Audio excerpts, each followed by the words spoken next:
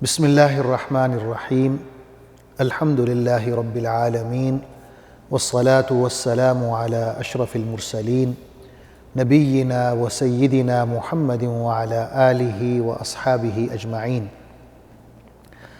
ناظرین السلام علیکم۔ سیرت النبی صلی اللہ علیہ وسلم کے حوالے سے ہماری گفتگو جاری ہے اور آج اس سلسلے کا 56واں پروگرام ہے۔ آج انشاءاللہ ہم حضور اکرم صلی اللہ علیہ وسلم کے حجۃ الوداع پر گفتگو کریں گے۔ سن 10 ہجری میں حضور اکرم صلی اللہ علیہ وسلم نے یہ اعلان فرما دیا کہ اس سال آپ حج کریں گے۔ تو یہ اعلان سننا ہی تھا کہ تمام عرب قبائل جو ہیں وہ امڑ آئے۔ صحیح مسلم شریف میں ہے کہ جب آپ صلی اللہ علیہ وسلم نے یہ اعلان فرمایا تو لوگوں کی ایک کثیر تعداد مدینہ میں اکٹھی ہو گئی۔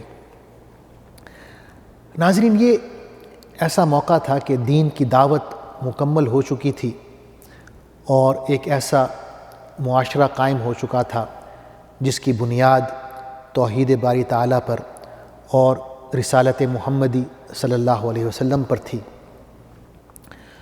اور یوں لگتا تھا کہ جیسے خود رسول اللہ صلی اللہ علیہ وسلم کو بھی یہ احساس ہو گیا ہے کہ آپ کا جو مشن تھا وہ مکمل ہو گیا ہے اور اب وہ وقت قریب آنے والا ہے جب آپ اس جہان فانی سے روانہ ہو جائیں گے، رخصت ہو جائیں گے۔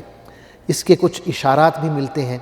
مثلا ہم دیکھتے ہیں کہ جب آپ صلی اللہ علیہ وسلم نے حضرت معاذ بن جبل رضی اللہ عنہ کو گورنر بنا کے یمن کی طرف روانہ کیا تو آپ نے فرمایا کہ جب تم واپس آؤ گے تو میری مسجد میں جب آؤ گے تو مجھے نہیں پاؤ گے بلکہ میری قبر پر آؤ گے۔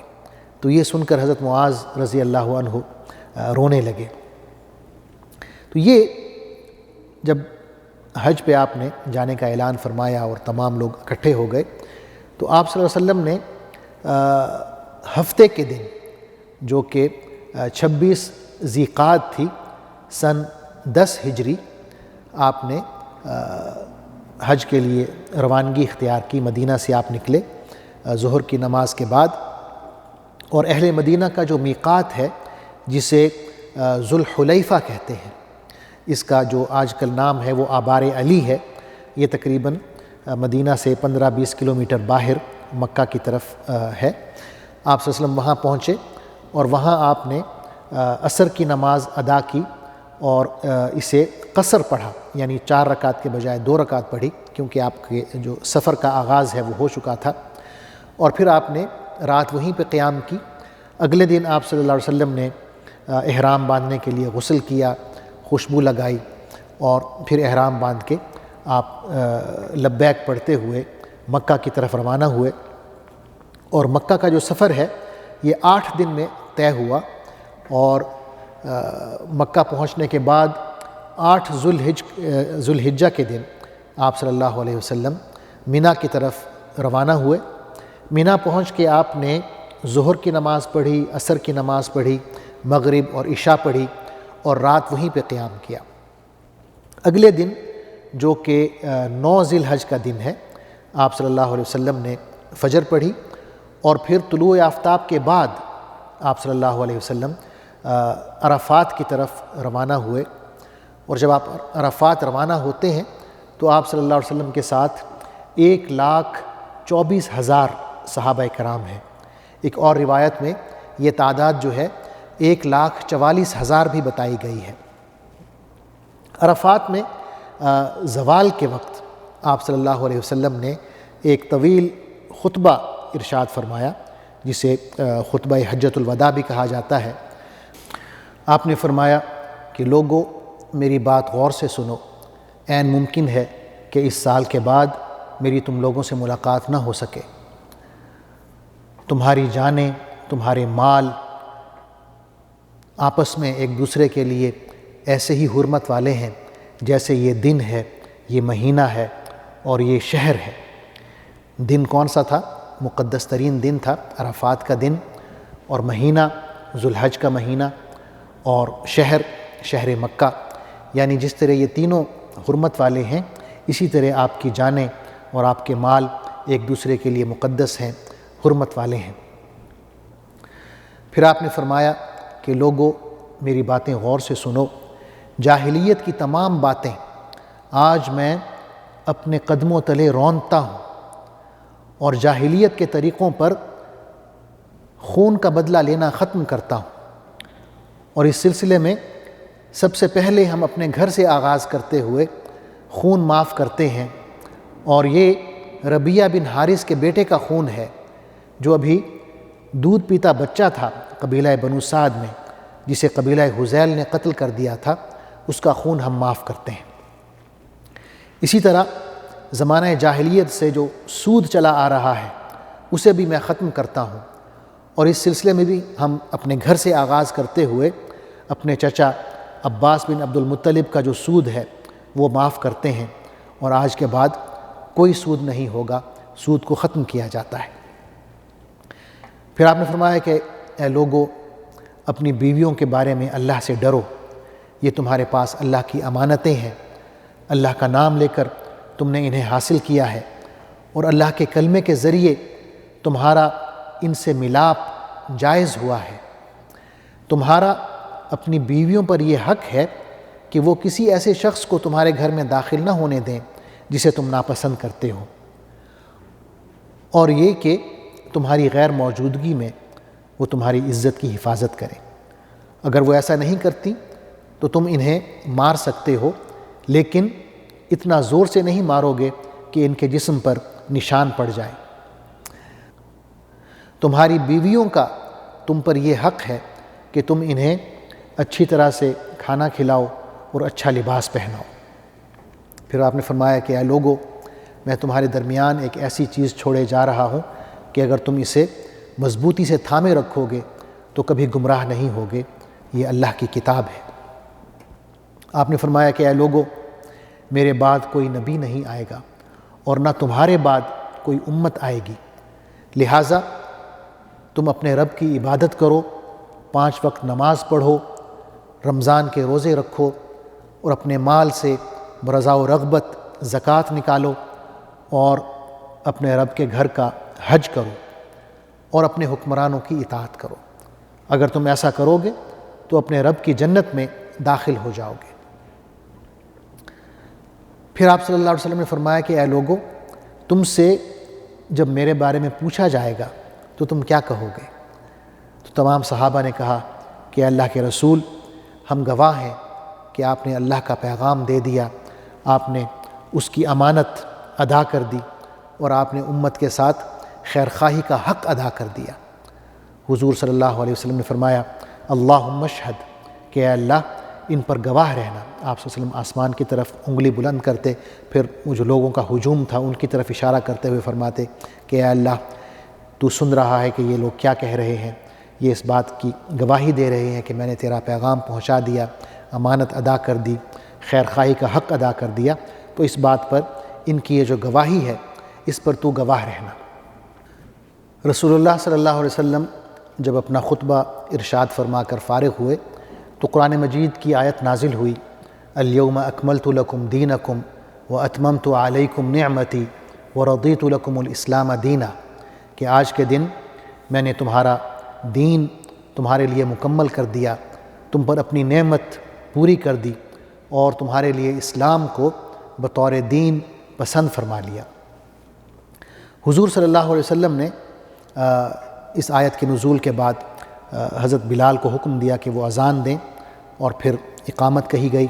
آپ صلی اللہ علیہ وسلم نے لوگوں کو ظہر کی نماز پڑھائی، اس کے بعد حضرت بلال نے دوبارہ اقامت کہی، اور آپ صلی اللہ علیہ وسلم نے لوگوں کو عصر کی نماز پڑھائی۔ اس کے بعد آپ صلی اللہ علیہ وسلم اپنی اونٹنی پر سوار ہوئے اور میدان عرفات میں جہاں پہ وقوف کی جگہ تھی وہاں تشریف لے گئے۔ آپ قبلہ رخ ہو کر طویل وقوف فرمایا یہاں تک کہ سورج غروب ہو گیا۔ پھر آپ صلی اللہ علیہ وسلم نے حضرت اسامہ بن زید رضی اللہ عنہ کو اپنے پیچھے سواری پر بٹھایا اور مزدلفہ کی طرف روانہ ہو گئے۔ مزدلفہ پہنچ کر آپ صلی اللہ علیہ وسلم نے مغرب اور عشاء کی نمازیں ایک اذان اور 2 اقامتوں سے ادا فرمائیں، یعنی ایک دفعہ اذان کی گئی، ادا کی گئی، اس کے بعد اقامت ہوئی، مغرب کی نماز ادا کی گئی، اس کے بعد دوبارہ اقامت ہوئی اور عشاء کی نماز ادا کی گئی۔ اس کے بعد آپ صلی اللہ علیہ وسلم نے آرام فرمایا اور صبح تک آپ نے آرام کیا، پھر فجر کی نماز پڑھی، اس کے بعد آپ اپنی اونٹنی پر سوار ہوئے اور مشعر حرام کی طرف تشریف لے گئے۔ وہاں آپ نے طویل دعا کی، تکبیر کہی، کلمہ توحید پڑھا، اللہ کی توحید بیان کی، یہاں تک کہ کافی روشنی ہو گئی، اجالا ہو گیا، لیکن ابھی سورج طلوع نہیں ہوا تھا۔ سورج طلوع ہونے سے پہلے ہی آپ صلی اللہ علیہ وسلم مزدلفہ سے منا کی طرف روانہ ہو گئے، اور آپ نے اس وقت حضرت فضل بن عباس رضی اللہ عنہ کو اپنے پیچھے سواری پر بٹھایا ہوا تھا۔ جب منا پہنچے، منا پہنچنے سے پہلے یعنی منا اور مزدلفہ کے درمیان ایک جگہ ہے جسے وادی محسر کہتے ہیں۔ یہ وہ مقام ہے جہاں پر ابرہہ کی فوج پر عذاب نازل ہوا تھا۔ ابرہہ یمن کا عیسائی بادشاہ تھا، جب اس نے خانہ کعبہ کو مسمار کرنے کا ارادہ کیا تو اس پر عذاب نازل ہوا، جو کہ سورہ فیل میں ہے۔ تو اس وادی سے گزرتے ہوئے آپ صلی اللہ علیہ وسلم نے اپنی سواری کو تیز کر دیا اور صحابہ کرام کو بھی حکم دیا کہ وہاں سے تیزی سے گزر جائیں۔ منا پہنچے تو آپ صلی اللہ علیہ وسلم سب سے پہلے جمرہ عقبہ گئے، جسے ہم بڑا شیطان کہتے ہیں۔ وہاں پہ آپ صلی اللہ علیہ وسلم نے 7 کنکریاں ماری، اور پھر واپس آپ منا میں قربان گاہ پہنچتے ہیں۔ وہاں آپ صلی اللہ علیہ وسلم 63 اونٹ اپنے ہاتھ مبارک سے ذبح کرتے ہیں، اور باقی 37 اونٹ حضرت علی رضی اللہ عنہ کو حکم دیتے ہیں کہ وہ ذبح کریں، کل 100 اونٹ ہیں۔ پھر آپ صلی اللہ علیہ وسلم حکم دیتے ہیں کہ ہر اونٹ میں سے تھوڑا سا گوشت کا ٹکڑا نکالا جائے اور وہ ایک دیگ میں پکاتے ہیں۔ اس میں سے پھر آپ صلی اللہ علیہ وسلم خود بھی کھاتے ہیں، تھوڑا سا اس کا شوربہ بھی پیتے ہیں، اور اس کے بعد آپ خانہ کعبہ کی طرف روانہ ہو جاتے ہیں اور طواف افاضہ کرتے ہیں۔ اس کے بعد ظہر کی نماز ادا کرتے ہیں اور پھر زمزم کے کنویں پر تشریف لے جاتے ہیں۔ وہاں آپ دیکھتے ہیں کہ آپ کے دادا عبد المطلب کے خاندان والے زمزم کا پانی نکال نکال کر حاجیوں کو پلا رہے ہیں، جو کہ ایک بہت بڑی سعادت سمجھی جاتی تھی۔ تو آپ صلی اللہ علیہ وسلم انہیں ترغیب دیتے ہیں اور کہتے ہیں کہ اے عبد المطلب کی اولاد، جی بھر کے حاجیوں کو پانی پلائیں، خوب پانی پلائیں۔ اور پھر فرماتے ہیں کہ اگر مجھے اس بات کا ڈر نہ ہوتا کہ لوگ تم سے یہ منصب چھین لیں گے تو میں بھی تمہارے ساتھ شامل ہو جاتا اور لوگوں کو، حاجیوں کو پانی پلاتا۔ مطلب یہ ہے کہ اگر قبائل دیکھتے کہ آپ صلی اللہ علیہ وسلم لوگوں کو پانی پلا رہے ہیں، حاجیوں کو، تو ہر قبیلہ یہ خواہش کرتا کہ یہ جو عزت ہے، یہ منصب ہے، اس کے حصے میں آئے۔ تو آپ صلی اللہ علیہ وسلم نے عبد المطلب کے جو خاندان والے تھے ان کے ساتھ مل کے یہ کام نہیں کیا، تاکہ ایسا نہ ہو کہ مستقبل میں یہ منصب جو ہے ان سے جاتا رہے، بلکہ آپ نے وہاں پہ زمزم کا پانی پیا اور آگے تشریف لے گئے۔ اسی روز یعنی 10ویں ذی الحج کو آپ صلی اللہ علیہ وسلم نے ایک اور خطبہ ارشاد فرمایا، جس میں آپ نے فرمایا کہ زمانہ گھوم کر اپنی اس حد پر پہنچ گیا ہے جس روز اللہ نے آسمانوں اور زمین کو پیدا فرمایا تھا۔ پھر آپ نے فرمایا کہ ایک سال میں 12 مہینے ہیں جن میں 4 مقدس ہیں، ان 4 مقدس میں 3 ایسے ہیں جو یکے بعد دیگرے ہیں، یعنی ذیقعد، ذی الحج اور محرم، اور ایک ایسا ہے جو اکیلا ہے جو جمادی الثانی اور شعبان کے درمیان ہے، یعنی رجب۔ پھر آپ صلی اللہ علیہ وسلم نے پوچھا کہ یہ کون سا مہینہ ہے؟ صحابہ کرام نے کہا کہ اللہ اور اس کا رسول بہتر جانتے ہیں۔ آپ صلی اللہ علیہ وسلم کچھ دیر خاموش رہے۔ صحابہ کہتے ہیں کہ ہم سمجھے کہ شاید آپ صلی اللہ علیہ وسلم اس مہینے کا کوئی اور نام رکھیں گے۔ پھر آپ نے فرمایا کہ کیا یہ ذو الحج نہیں ہے؟ صحابہ نے کہا کہ یا رسول اللہ، یہ واقعی ذو الحج ہے۔ پھر آپ صلی اللہ علیہ وسلم نے پوچھا کہ یہ کون سا شہر ہے؟ صحابہ نے کہا کہ اللہ اور اس کا رسول بہتر جانتے ہیں۔ صحابہ کہتے ہیں کہ ہم دوبارہ یہی سوچ رہے تھے کہ شاید رسول اللہ صلی اللہ علیہ وسلم اس شہر کا نام تبدیل کر دیں، مکہ کا کوئی اور نام رکھ لیں۔ آپ صلی اللہ علیہ وسلم کچھ دیر خاموش رہے، پھر فرمایا کہ کیا یہ مکہ نہیں ہے؟ صحابہ نے کہا کہ یا رسول اللہ، یہ مکہ ہے۔ پھر آپ نے فرمایا کہ یہ کون سا دن ہے؟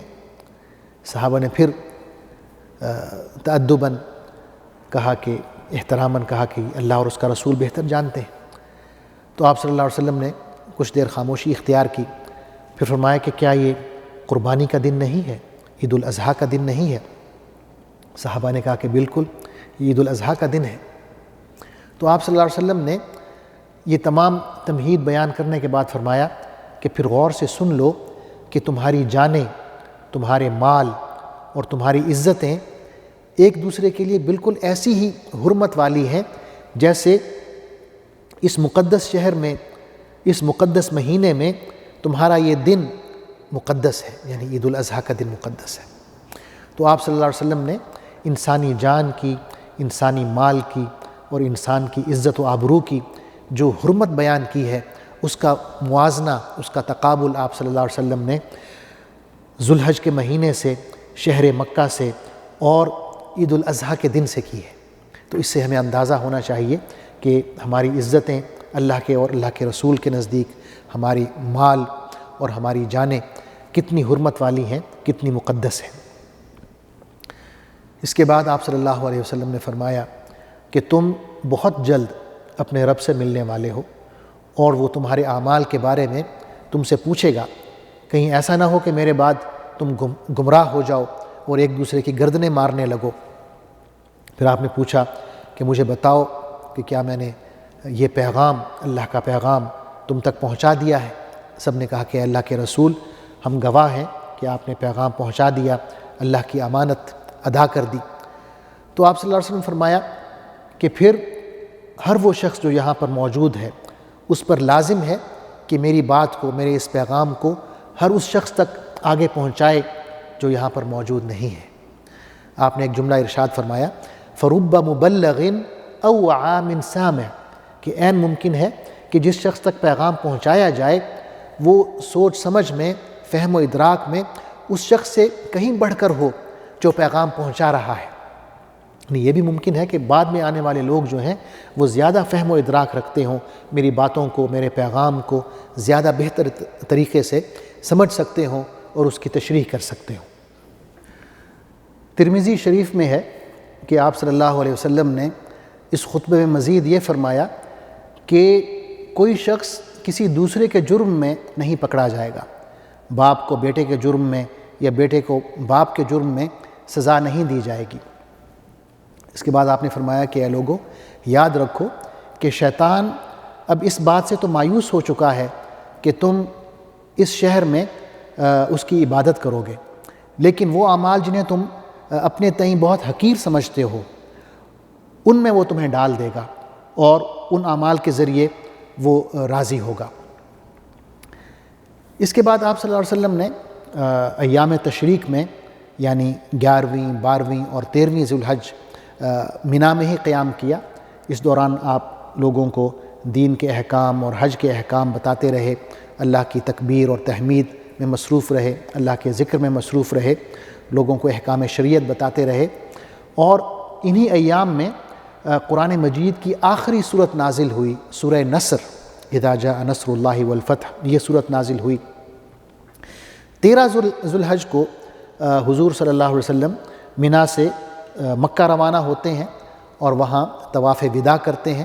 صحابہ اکرام کو بھی آپ صلی اللہ علیہ وسلم حکم دیتے ہیں کہ طواف وداع کریں، اور اس کے بعد یہ جو طواف وداع ہے یہ مناسک حج کا یا اعمال حج کا آخری عمل ہے۔ اس کے بعد آپ صلی اللہ علیہ وسلم مدینہ روانہ ہو جاتے ہیں۔ مدینہ پہنچنے کے بعد جو آپ صلی اللہ علیہ وسلم کا سب سے پہلا عمل ہے وہ حضرت اسامہ بن زید رضی اللہ عنہ کی فوجی مہم روانہ کرنا ہے، جس کی تفصیل انشاءاللہ میں اگلے پروگرام میں کروں گا۔ تب تک کے لیے اجازت دیجیے۔ اللہ حافظ، والسلام علیکم ورحمۃ اللہ وبرکاتہ۔ اللہم صلی علی سیدنا محمد وعلی آلہ وصحبہ وسلم اللہم صلی علی سیدنا محمد